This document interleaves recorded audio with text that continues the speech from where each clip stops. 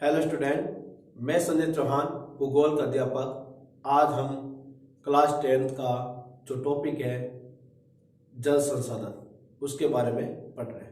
हमने पिछला जो वीडियो था उसमें जल का परिचय पढ़ा, जिसमें जल किस रूप में बटा हुआ है, कितना बटा हुआ है, उसके बारे में पढ़ा। थोड़ा सा हम पिछले वीडियो के बारे में देख लेते हैं। क्या पढ़ा था? हमने देखा था जल 71% भूभाग पर पाया गया है और 29% भूभाग पर क्या है? स्थल है। ये हमने पढ़ा था। 71% भाग पर क्या था? जल है और 29% भाग पर स्थल है। और इस दो अंतर के कारण ज्यादातर भाग जल होने के कारण से पृथ्वी को क्या कहा गया था? नीला था। अब 71% भाग है, उनमें से 69% भाग का है महासागरों के अंदर, जो खारे पानी के रूप में पाया गया था, और 30% अन्य प्रकृति जो प्रक्रिया है उसके अंदर पाया गया, और 1% जो जल है वो पीने के लिए लायक था। कितना था? पीने के लिए लायक था। हमने देखा कि बच्चों कि जल है वो हमारे जीवन का किस प्रकार का आधार था, वो भी हमने इस पिछले वीडियो में पढ़ लिया। और उसके बाद हमने एक टॉपिक था जल संरक्षण, तो उसके बारे में हमने पढ़ा कि जल संरक्षण क्या है। तो हमने देखा कि जल का विवेकपूर्ण उपयोग करके उसे प्रदूषित होने और खत्म होने से बचाए रखना ही क्या होता है? जल संरक्षण होता है। फिर हमने जल संरक्षण की विधियां भी पढ़ी कि किस तरह जल का हम संरक्षण कर सकते हैं और जल का लंबे समय तक उपयोग में लाया जा सकता है। हमने देखा कि जल संरक्षण के लिए नदी के ऊपर तटबंध बनाना, फुहारे विधि द्वारा सिंचाई करना, बूंद बूंद द्वारा सिंचाई करना, जल चक्र को अपनाना, प्रदूषित जल का पूर्ण निवारण करना, ये सारी जो विधियां हैं वो हमने जल संरक्षण के अंदर पढ़ चुके हैं। तो आज हमारा जो वीडियो है उसी जल संरक्षण से संबंधित आगे का शुरू कर रहे हैं, जिसमें हम जल संरक्षण के लिए अलग अलग प्रकार की बनाई गई जो पंचवर्षीय योजना है उसके बारे में पढ़ें। और उन्हीं पंचवर्षीय योजनाओं से एक योजना है बहुउद्देशीय जल परियोजना। बहुउद्देशीय जल परियोजना या बहुउद्देशीय नदी घाटी परियोजना, वही बात है, कोई अलग बात नहीं है। अब पहले बहुउद्देशीय नदी घाटी परियोजना क्या है? बहुउद्देशीय नदी घाटी परियोजना, यह परिभाषा आ जाए पूछ लेना या पूछ ली जाए कि बहुउद्देशीय नदी घाटी परियोजना क्या है, परिभाषा के रूप में 1 नंबर का सवाल पूछ ले तो इसका सीधा सा परिभाषा बच्चों, नदी के अंदर बहने वाले जल को बांधों के माध्यम से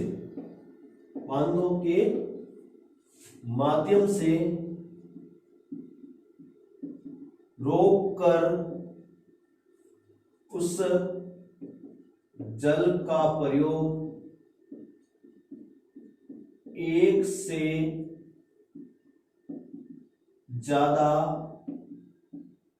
उद्देश्य के लिए करना क्या कहलाता है?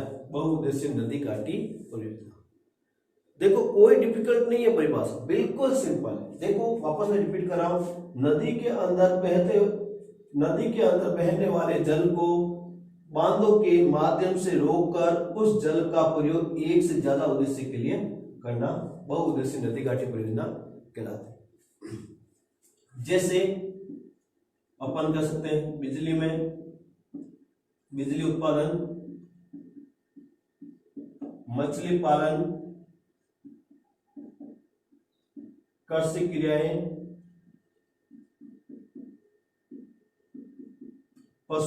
पशुपालन, आर्थिक क्रिया, ये सारी जो प्रक्रिया है वो क्या हो जाएगी? बहुउद्देशीय परियोजना के अंतर्गत आ जाए। अब बहुउद्देशीय परियोजना का अर्थ पता चल गया, उसके उदाहरण पता चल गए। अब अपन चलते हैं आगे के जो बिंदु में क्या लिखा? इस बहुउद्देशीय जल परियोजना को देश के प्रथम प्रधानमंत्री कौन थे? जवाहरलाल नेहरू, जो देश के आजादी होने के बाद पहले प्रधानमंत्री बने।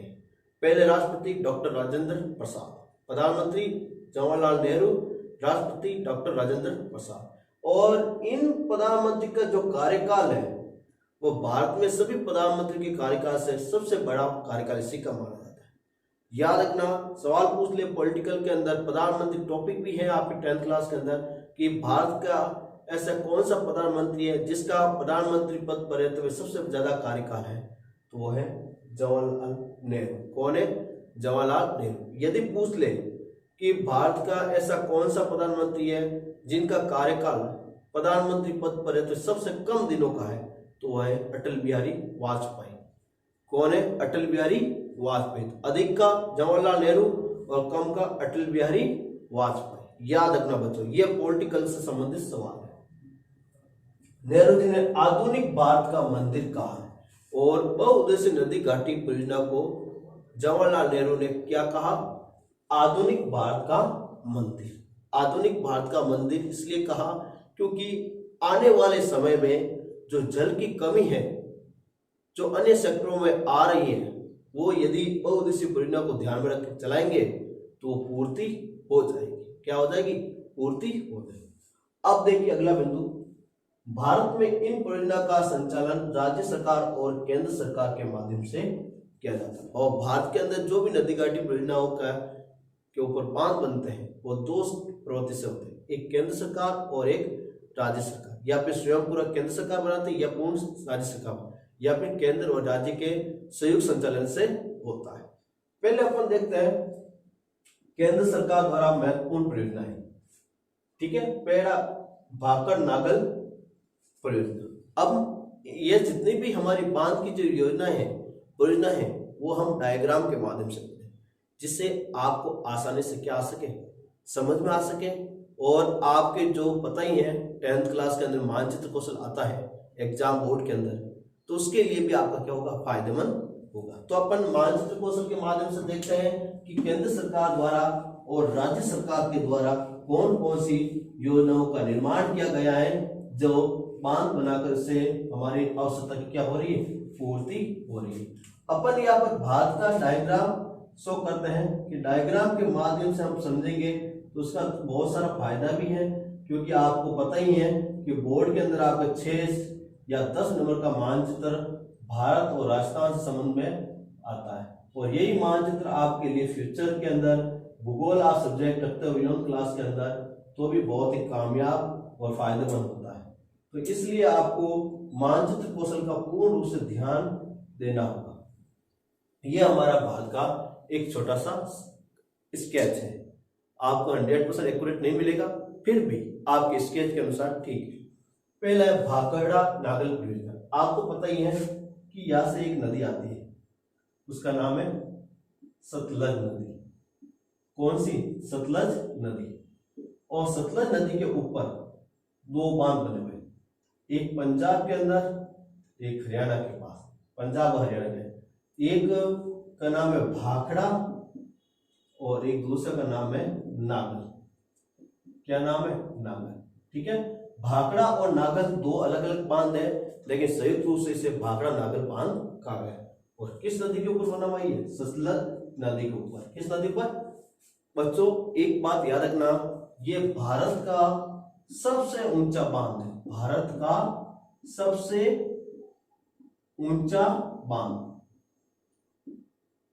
याद रखना। दूसरी बात, ये भारत का गुरुत्वाकर्षण बल के आधार पर बनाएगा बांध है, और वो भी कंक्रीट युक्त। कैसा है? कंक्रीट युक्त। और भाखड़ा नागल जो बांध है वो पंजाब और हरियाणा के अंदर सतलज नदी के ऊपर बना हुआ है। ठीक है, अगला बांध है रिहन बांध। कहाँ है? कौन सा बांध है? रिहन बांध। और रिहन बांध कहाँ पर बना हुआ है? रिहन नदी के ऊपर बना हुआ है। कहाँ पर बना हुआ है? रिहन नदी के ऊपर बना हुआ है। अगला जो बांध का नाम है वो है दामोदर बांध। दामोदर बांध आपको पता ही है, यहाँ पर एक नदी छोटा नागपुर के पठार से निकलती है। कौन से पठार से? छोटा नागपुर का पठार। याद रखना, छोटा नागपुर का पठार, जिसे भारत का रूहर कहा जाता है, खनिज का भंडार है ये।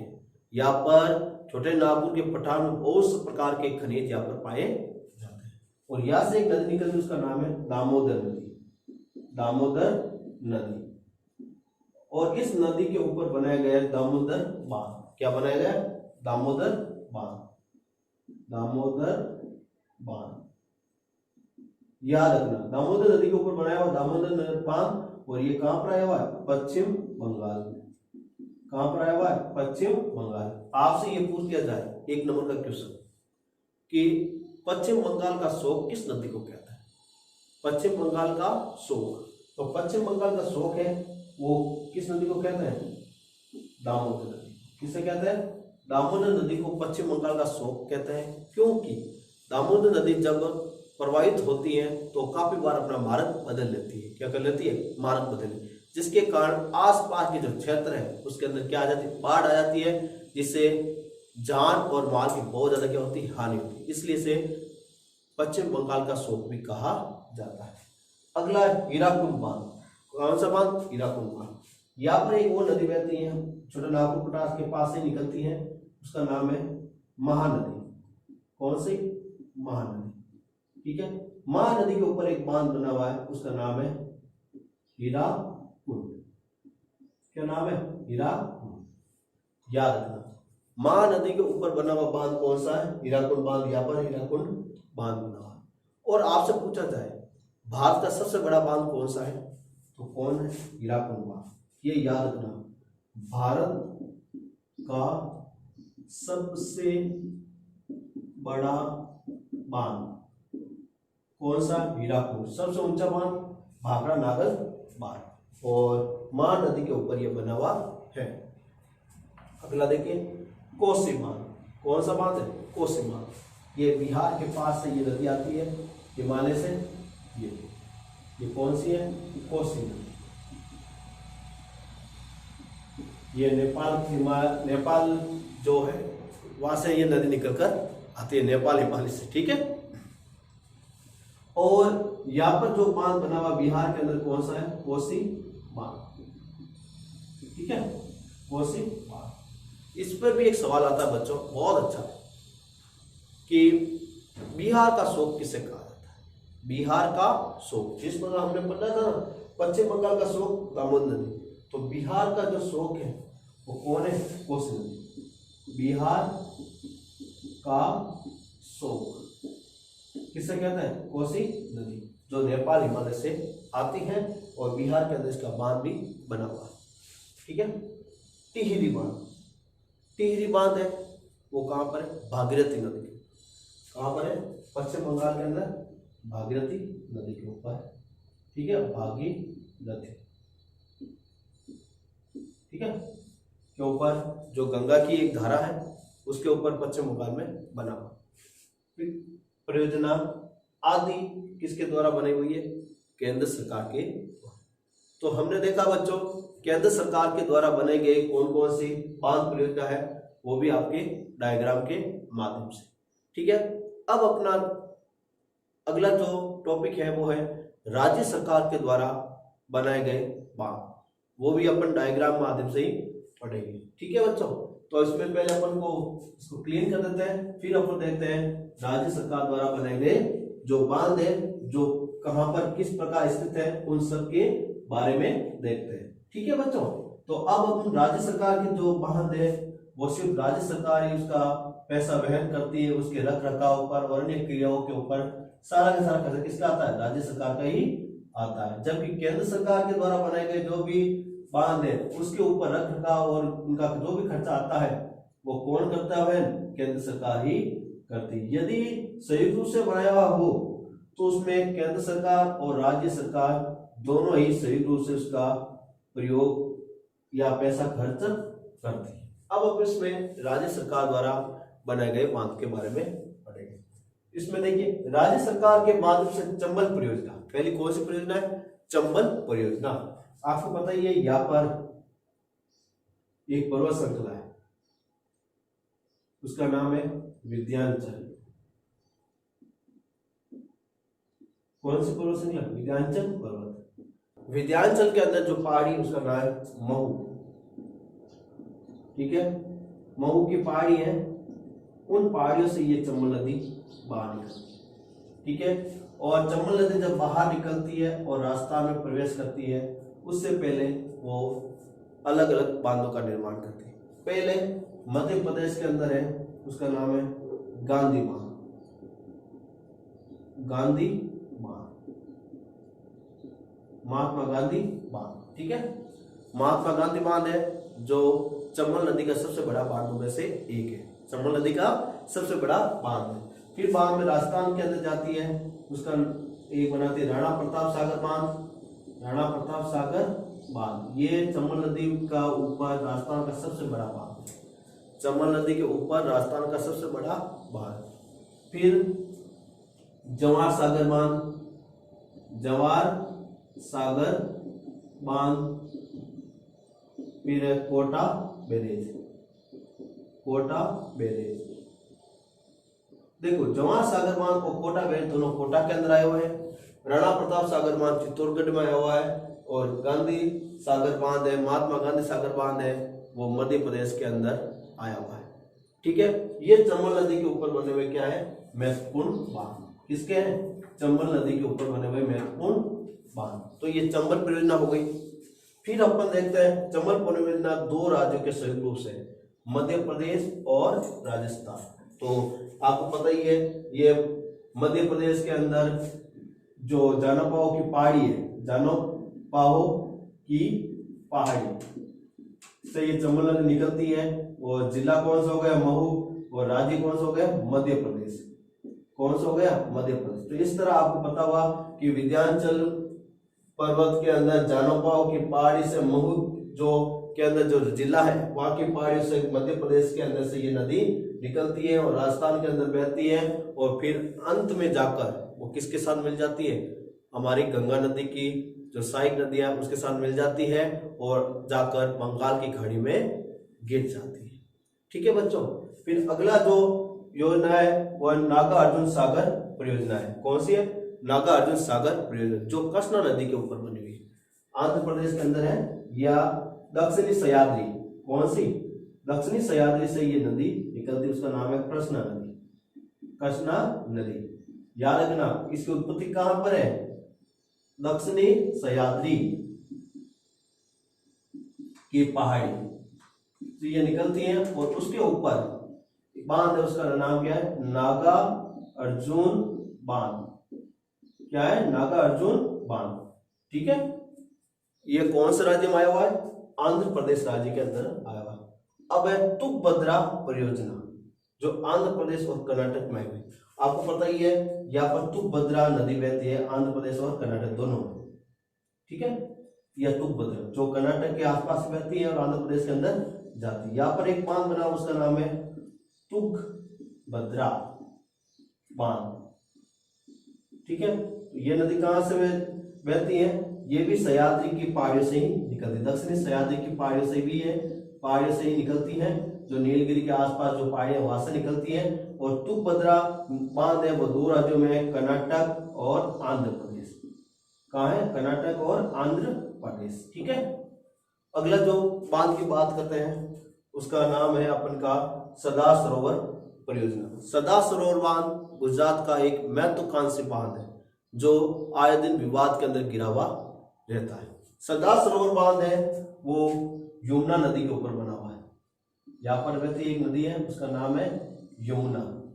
कौन सी है, यमुना, सॉरी नर्मदा नदी। कौन सी नदी है, नर्मदा नदी। यमुना नदी अपन के उत्तरी भाग के अंदर बहती है, सॉरी बच्चों, लेकिन ये नर्मदा नदी है जो कहां से निकलती है, अमरकंटक की पहाड़ी से, अमरकंटक की पहाड़ी, अमरकंटक की पहाड़ी से ये नदी प्रवाहित होती है। और गुजरात के अंदर एक बांध बना तो उसका नाम है सरदार सरोवर बांध, जो गुजरात का अमृत सरोवर के रूप में जाना जाता है। और ये जो परियोजना है वो 3 राज्यों की संयुक्त परियोजना है, गुजरात, मध्य प्रदेश और राजस्थान। राजस्थान के जो बाड़मेर है, जैसे जालौर है, इन सारे जो क्षेत्र हैं उनको ये पानी पीने के लिए उपलब्ध करवाता है। तो ये सरदार सरोवर बांध कौन सी नदी के ऊपर है, नर्मदा नदी के ऊपर। और नर्मदा नदी कहां से निकलती है, अमरकंटक की पहाड़ियां, जो सतपुड़ा का जो पहाड़ी क्षेत्र है वहां से निकलती है, याद रखना। और इसी के पास एक और नदी निकलती है, उसका नाम है सोन नदी। कौन सी? सतपुड़ा की पहाड़ी से कौन सी नदी निकलती है? सोन नदी। अगला परियोजना के बारे में देखते हैं, मयूराक्षी तथा फरका परियोजना। मयूराक्षी और फरका परियोजना दोनों ही गंगा नदी के ऊपर बनी हुई। कौन सी है? गंगा नदी। यह आपको पता ही है, हिमालय से गंगा नदी आती है, ये गंगा नदी, ठीक है। हिमालय से कहां से? गंगोत्री हिमनद से, गंगोत्री हिमनद से ये गंगा नदी प्रवाहित होती है। और गंगोत्री हिमनद से ये नदी हमारे उत्तर के मैदान को पार करने के बाद जब ये पश्चिम बंगाल में आती है, कौन सी जगह? पश्चिम बंगाल। और पश्चिम बंगाल के अंदर पश्चिम बंगाल और बांग्लादेश, पश्चिम बंगाल और बांग्लादेश की जो बॉर्डर है उसके ऊपर एक बांध बना हुआ है, उसका नाम है फरका बांध। कौन सा? फरका बांध, याद रखना। फरका बांध कहां पर है? पश्चिम बंगाल और बांग्लादेश की बॉर्डर पर। काफी बार इस बांध का विवाद उत्पन्न होता है बांग्लादेश के लिए। क्यों? क्योंकि इसमें जब जल अधिक भर जाता है या जल भराव बांध में अधिक हो जाता है तो पानी को छोड़ते हैं तो सीधा पानी कहाँ जाता है? बांग्लादेश में, जिससे वहां पर बाढ़ की स्थिति उत्पन्न हो जाती है। तो याद रखना, मयूराक्षी और फरका बांध है वो पश्चिम बंगाल के अंदर है और कहां से नदी के ऊपर है? गंगा नदी के ऊपर, याद रखना, ठीक है। फिर बाद में है माही परियोजना। माही परियोजना गुजरात और राजस्थान की संयुक्त परियोजना है, गुजरात और राजस्थान की संयुक्त परियोजना। माही नदी मध्य प्रदेश से निकलती है, माही नदी मध्य प्रदेश से निकलती है, महंत झील से। कहां से निकलती है? महंत झील से, याद रखना। यहां पर मैं लिख रहा हूं, माही नदी मध्य प्रदेश से महंत झील से निकलती है। और राजस्थान के अंदर जो बांसवाड़ा नामक स्थान है, खादू ग्राम, बांसवाड़ा का कौन सा है? खादू ग्राम, बांसवाड़ा का खादू ग्राम, खादू ग्राम से ये राजस्थान में प्रवेश करती है। और जैसे ही राजस्थान में प्रवेश करती है, डूंगरपुर के अंदर, कहां पर? डूंगरपुर के अंदर एक बांध बना है, डूंगरपुर के अंदर एक बांध बना है, उसका नाम है माही बजाज सागर बांध, सागर बांध, याद रखना। माही नदी के ऊपर सबसे बड़ा बांध कौन सा है? माही बजाज सागर बांध। ये राजस्थान का सबसे लंबा बांध है, सबसे बड़ा तो आपको पता ही, महात्मा गांधी सबसे ऊंचा भी कह सकते हैं इसको, लंबा बांध है। तो माही बजाज सागर बांध है जो आदिवासियों का जो इलाका है वहां पर यह स्थित है और आदिवासियों के लिए अमृत सरोवर के रूप में काम भी करता है। और माही बजाज सागर के पास ही आपको पता ही है वहां पर एक मेला पड़ता है, बेणेश्वर धाम मेला, माही नदी के किनारे, जो आदिवासियों का क्या कहलाता है? कुंभ कहलाता है। क्या कहलाता है? आदिवासियों का कुंभ। माही बजाज सागर बांध के पास ही बना हुआ बेणेश्वर धाम मेला। वहां पर खंडित शिवलिंग की पूजा होती है बच्चों। किसकी पूजा होती है? खंडित शिवलिंग की पूजा की जाती है। फिर अगला परियोजना को अपन देखते हैं, गंडक परियोजना। गंडक परियोजना गंडक नदी के ऊपर है, बिहार और उत्तर प्रदेश में, बिहार और उत्तर प्रदेश। कौन सी नदी हमने बनाई थी? उसी के पास यहाँ से निकलती है गंडक नदी। कौन सी नदी? गंडक नदी। गंडक नदी के ऊपर बांध है गंडक बांध। कौन सा बांध है? गंडक बांध। और ये गंडक बांध है वो दो राज्यों के अंदर सेवाएं देता है। कौन कौन से? बिहार और उत्तर प्रदेश। फिर अंतिम जो हमारे बांध है वो मच्छकुंड परियोजना है, जो आंध्र प्रदेश और उड़ीसा में है। और आंध्र प्रदेश और उड़ीसा के अंदर यहाँ पर कौन सा बांध है? मच्छकुंड बांध। कौन सा है? मच्छकुंड बांध। जैसे विभिन्न परियोजना को संचालित किया गया। और ये सारी की सारी जो परियोजना मैंने अपने आपको अभी डायग्राम के अंदर समझाई है, वो सारी की सारी जो परियोजना है किसके द्वारा संचालित की गई? राज्य सरकार के द्वारा संचालित की गई। तो इस तरह बच्चों हमने दो प्रकार की परियोजनाएं पढ़ी, एक केंद्र सरकार के द्वारा बनाई गई बहुउद्देशीय परियोजना और एक राज्य सरकार के द्वारा बनाई गई बहुउद्देशीय परियोजना, जिसको हमने मानचित्र कौशल के माध्यम से समझा। हमने दो प्रकार की परियोजनाएं पढ़ी, एक राज्य सरकार के द्वारा और एक केंद्र सरकार के द्वारा। हमने राज्य सरकार के द्वारा बनाई गई जो परियोजना है उसको भी हमने मानचित्र कौशल और केंद्र सरकार के द्वारा बनाई गई परियोजना उनको भी मानचित्र कौशल के माध्यम से समझा, क्योंकि आपको खुद को मालूम है कि बोर्ड क्लास के अंदर ये मानचित्र आते हैं और मानचित्र से समझाया गया टॉपिक आसानी से याद भी रहता है। तो इस तरह बच्चों आपका जो बहुउद्देशीय नदी घाटी परियोजना टॉपिक था वो समाप्त हुआ। थैंक यू, धन्यवाद।